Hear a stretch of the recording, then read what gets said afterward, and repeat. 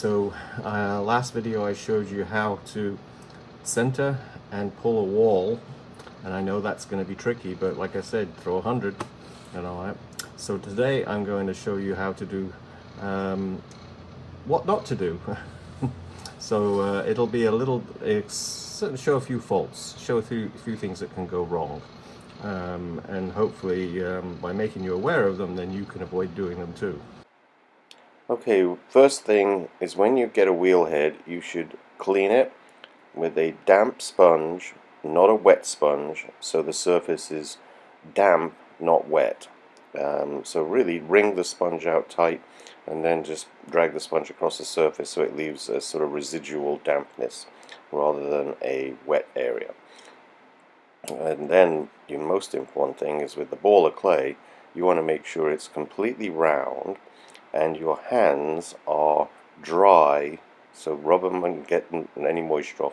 So when you pat the clay from hand to hand, you're trying to make a ball like a tennis ball, but you're not leaving any wet area on the clay because that will just make it slippery.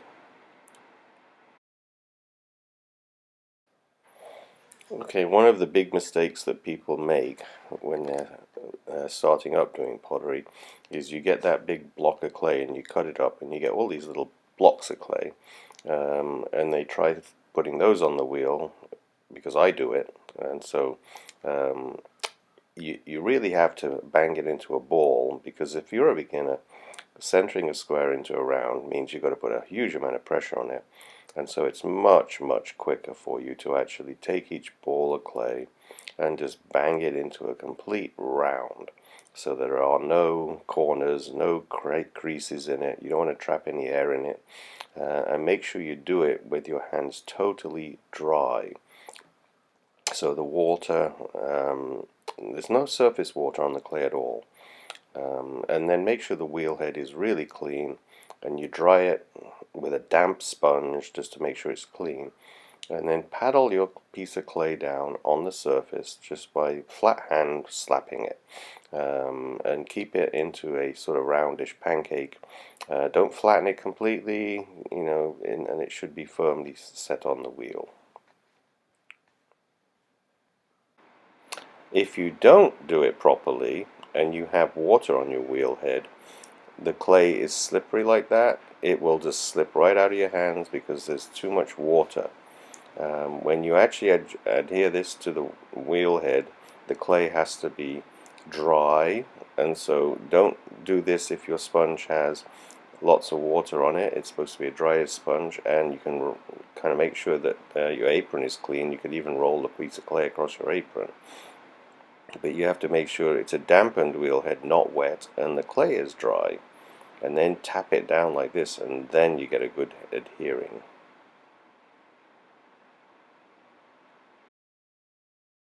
So you really need to dry that. First thing is a little bit of water, put your hand on top and spin the wheel and just press down a little pressure, and it seals it to the wheel head. When you actually put pressure on with both hands, you put the pressure from the top 1 second or less before you put pressure on with the side hand. If you do it the other way around, the ball of clay could slide off the wheel. So your top hand goes first and then the side hand. Now, side pressure will actually push the clay up, and top pressure pushes it down. So if you equal those pressures, you can sort of get it into center fairly easily if the clay is soft, but it's about putting equal pressure from top and also from the side, and spinning the wheel pretty fast. Pressure down makes it get flat. Pressure from the side will make it get narrower. Now the ball of clay is sealed to the wheel head, you can do it with just one hand without pushing it off the wheel head. Flat pancake, side hand taller. Now I like to center with my hands sort of on the piece of clay so I can still see the piece of clay. But then you put a little dimple in the top and you put a little bit of water in it, and then get a little bit more water and fill that little hole with water, so that when you put your finger down, and I use 2 fingers there just to get a bit more pressure, you can push down, and my thumb of my right hand is resting on my left hand to give my hands some control.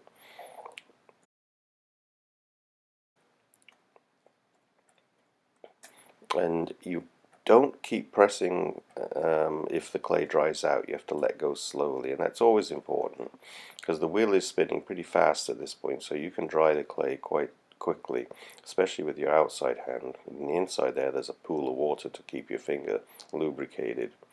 And now I'm making a corner, so my fingernail is actually pressing into the wall of the clay, and it makes that little corner area, and that helps define the bottom. And then you can move your finger from the outer edge towards the center, and that recompresses the clay. And Robin Hopper told me to do that at a workshop to actually avoid S-cracks. So you've got a straight wall and you've got a flat bottom, and that's what you would use to get a coffee mug or a cylinder shape.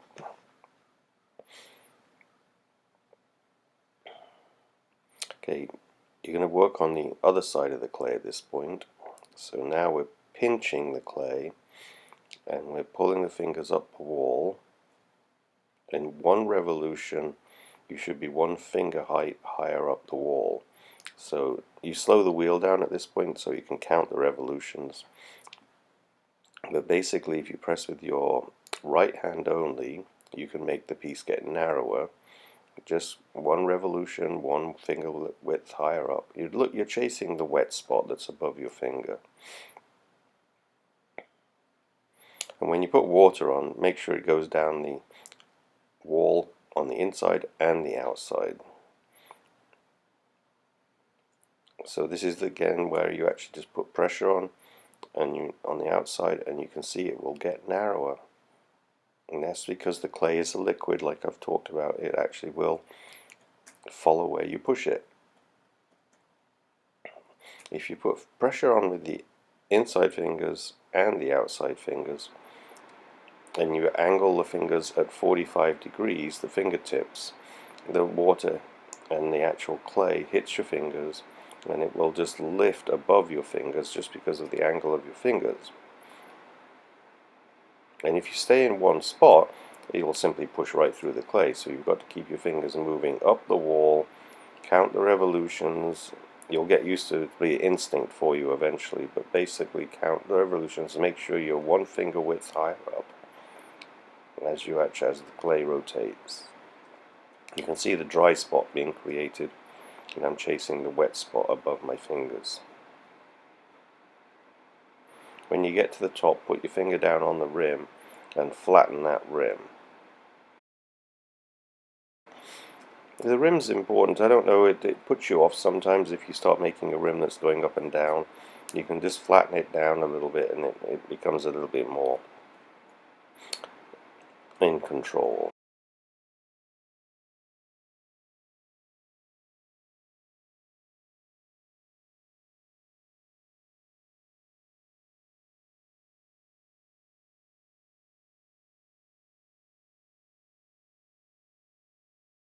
And there we're doing the second pull. You can see the wet spot that's above my outside fingers.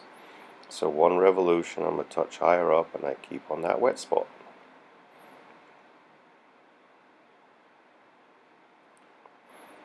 If you stay too long at the same level, the clay will get thinner, and you might actually get a ripple or a little wobble in that wall.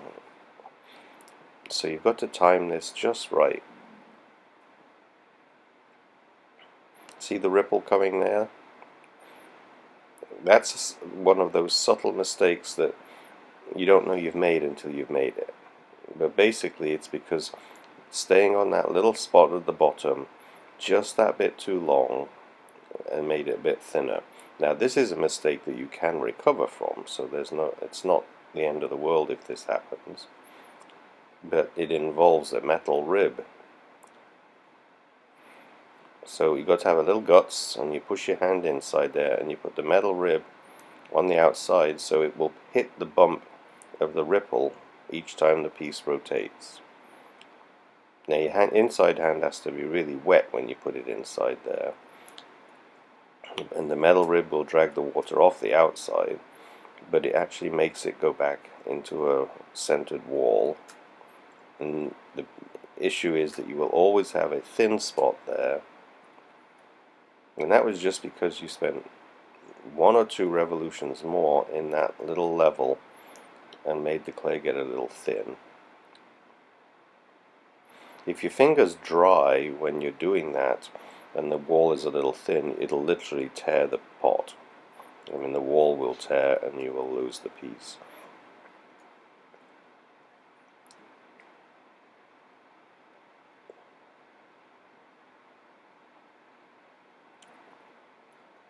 And the metal rib basically can form a pot. It can make it get narrower too, just almost like collaring.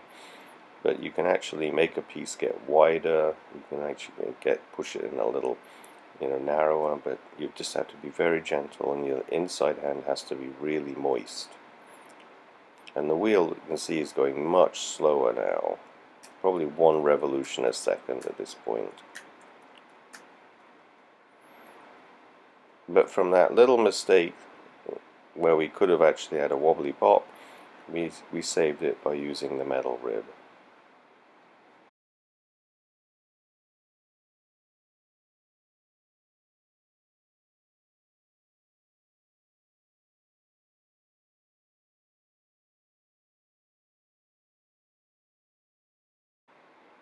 Now, the water will soften the pot down, so get it all out of there as soon as you can. I've made mistakes and left water in pots, like you all will make that mistake.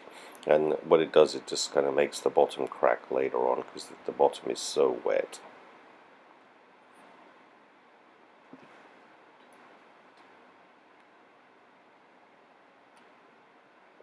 You can use a leather to do this. I actually am in the habit of using a sponge, because my clays are really fine particle ones, and you don't have a lot of grog in them to actually make the rim. It's kind of rough. But if you're using clay that has some grit in it, you need to use a leather to do that. Okay, this leather was sent to me by a subscriber, so that I would never lose my leathers anymore. So, but this is a great little way of modifying the leather so you don't lose it, because that little ball floats in the water jar.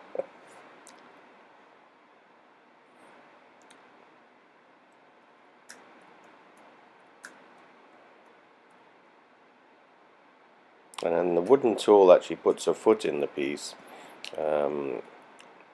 You've seen this in many of my videos. This rib is actually probably 40 years old.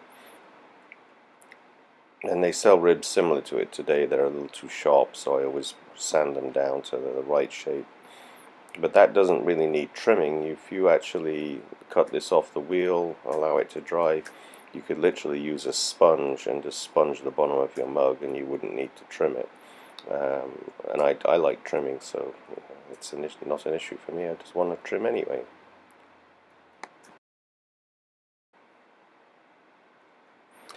Okay, one of the most common things that you can do when you're first learning how to throw is you pull a wall, and it will actually get wider, because I think it's centrifugal force that actually makes the clay want to spin out. Remember, it is a liquid, very thick liquid, but it actually, when you pull and the actual clay is spinning, it wants to flare out. And so our job is to actually stop it from flaring out, because you can have much more control over what you're going to do by having a narrow form than you do when you've got a wider form. Because once it gets wide, you have to surround it with your hands like this, and it's called collaring, and you actually make the clay get narrower. But that's difficult if the clay is a little bit off center, or you've got a little inconsistency in the thickness of the wall. The collaring becomes a little difficult.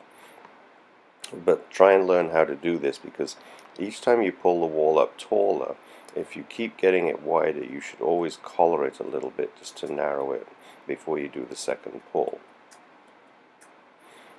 And here, the speed of the wheel, and plus the amount of pressure I'm doing on my fingers, I'm able to pull it completely cylindrical and even and if you had the wheel going a bit too fast, it would get wider, and if you put too much pressure on with your inside finger, it would get wider. And so balancing all of those elements, you basically keep the wall as a cylinder.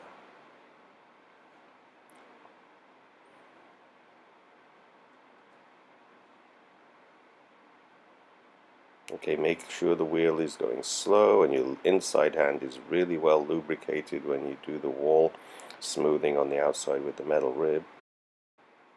Okay, this is basically to show you that if you put a hole in the center when you have an uncentered piece of clay, and I would hope nobody would try doing this with the clay this off center, but basically the thickness on one side is thicker than the other side, and so when you pull a wall, you're going to have an uneven height in your cylinder, and it's because the thickness on one side is different to the thickness on the other.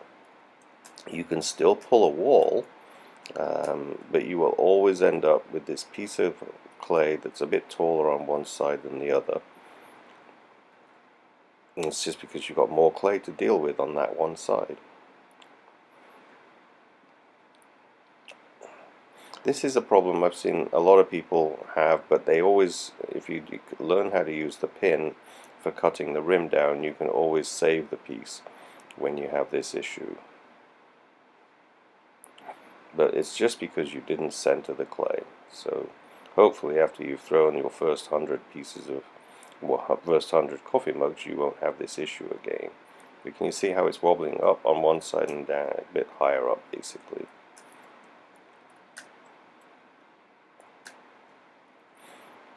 And like, grab a pin, and I know this is something a lot of people hate.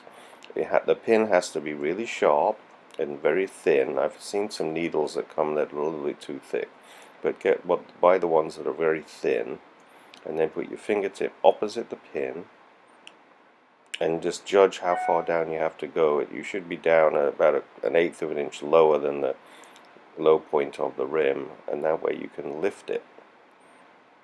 You can lift it with it spinning, but I know that I've seen it flop down on the side of the pot, and then it's a little difficult to get it off. So if you stop the wheel as you cut through, then you can just lift it up a little easier. And then take your leather, and thanks to the person that sent this to me,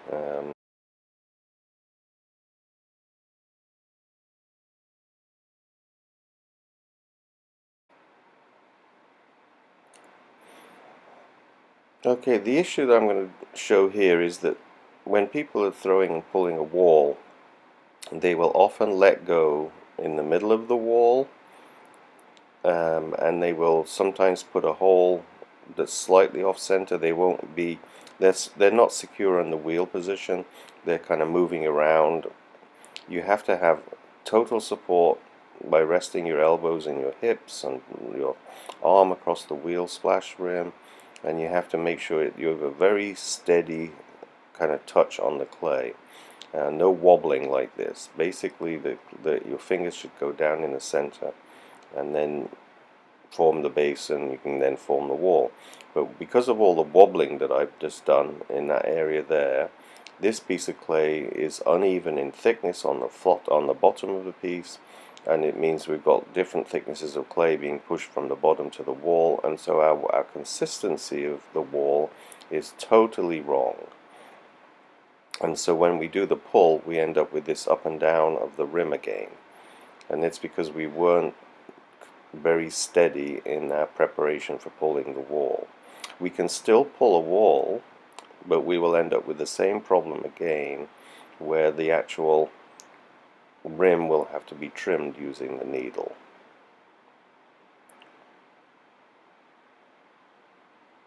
And this is exaggerated, obviously, but it doesn't take much.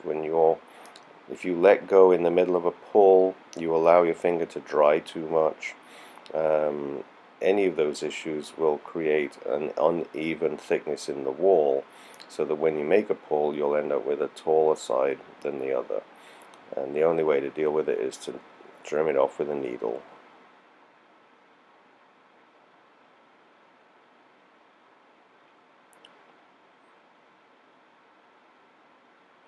When you're also pouring water down, make sure you pour the water all the way around, right at the tip of the rim, and it'll dribble down on the inside and the outside. You can use the sponge like that to actually lubricate, and I often throw with a sponge in my hand, but the best way is just to let the water dribble down from the top of the rim, inside and outside. Now the form is fairly narrow, so the wheel is going faster.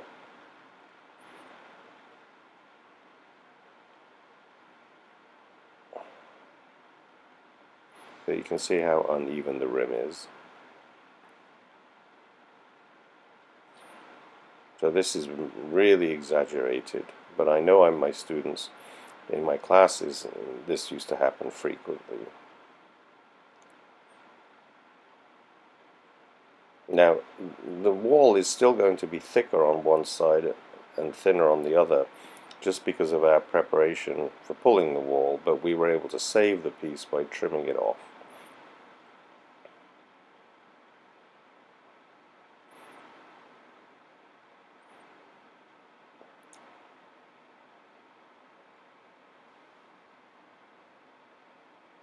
And now I'm doing a belly a little bit, because you can always widen the piece.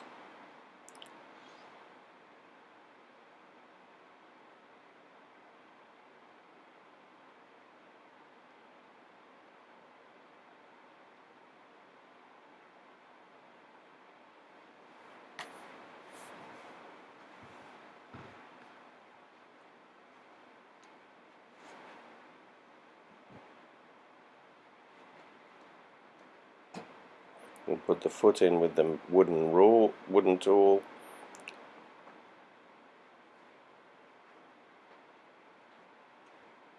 And then you can actually trim it or sponge it. And make sure you drag all the water off the outside and suck the water out with the sponge on the inside.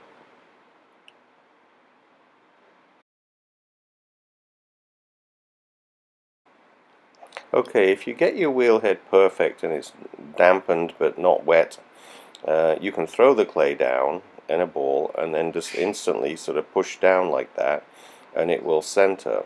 But that was because the clay is actually dryish and the dampened wheel head is perfect.